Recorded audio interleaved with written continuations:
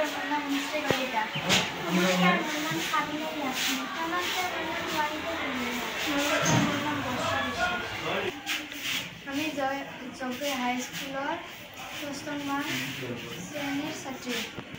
আমাৰ টিমৰ নাম ইকোসিস্টেম আমাৰ প্ৰজেক্টৰ নাম অটোমেটিক ক্লথছ ড্ৰাইং হেঙ্গাৰ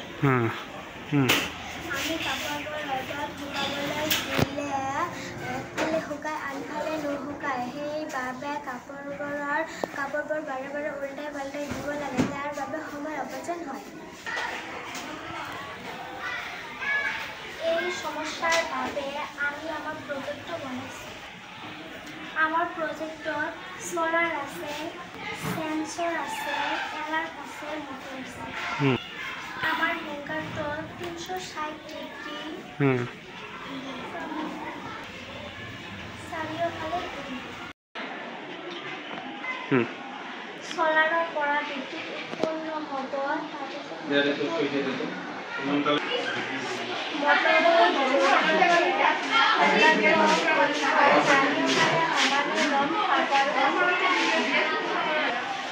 কাপড়বোৰ শুকালে সেন্সৰ সহায়তে এলাৰ্ম বাজে